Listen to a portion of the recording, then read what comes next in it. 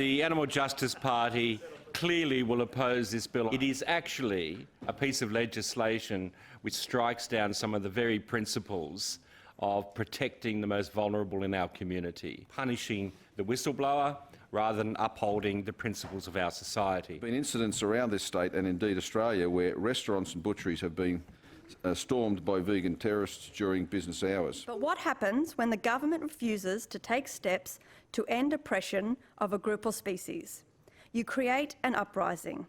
So don't be surprised when 14,000 members of the community go in to rescue those hens that you've chosen not to protect with legislation, or trespass to capture footage of their suffering so their deaths can mean something. Let us not pretend that these vegan terrorists are not across every loophole and gap in legislation that they can exploit. They now have representation, indeed, in this parliament. The member cannot refer to members in the chamber as terrorists, and that's what he just did. And I'd ask him to withdraw the comment. The former police commissioner who was engaged by the government to research this very issue came to the conclusion that hunting was the main concern that farmers need to have about their privacy on their property. Human welfare always comes first over the concerns of elitist animal rights protesters who care more about the welfare of chooks than humans.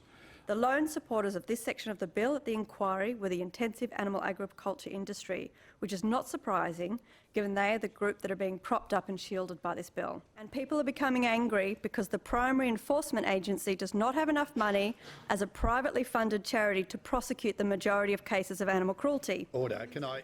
Mr Chair, I do note that it is ironic that this bill is trying to silence people who want to protect animals, and then in this House I'm being silenced. I'm not seeking to silence. Order! With trespass after hour. And it was this fellow here sitting there that did it. Because people like that are going to come backwards and forwards until they destroy absolutely everything. Absolutely everything. Sneaking into people's farms. You go outside the parliament and you go onto private property and you harass and trespass and intimidate. My home is my kingdom.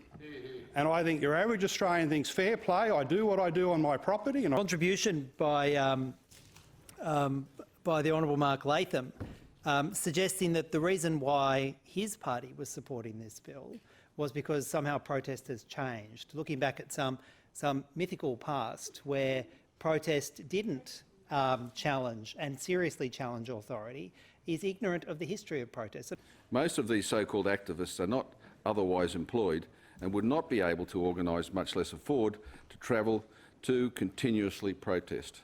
So a butcher in the middle of Westfields has a protection from the nuisance, any nuisance laws, but the greengrocer next door not covered. I don't know why they so dislike people who sell vegetables. I have heard from many slaughterhouse workers crying to me down the phone, desperate for another way, and telling me that once the inspector left, it was back to beating pigs' heads in with metal pipes, raping sows, kicking calves, or jumping on turkeys.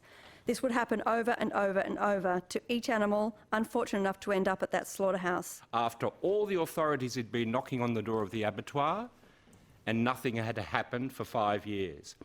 Is that innocent person concerned about his fellow workers' well-being and the welfare of the animals somebody who is committing a crime? And that is what this legislation would intend to do. There being 19 ayes and 18 noes, the question is resolved in the affirmative. Unlock the doors. Clerk.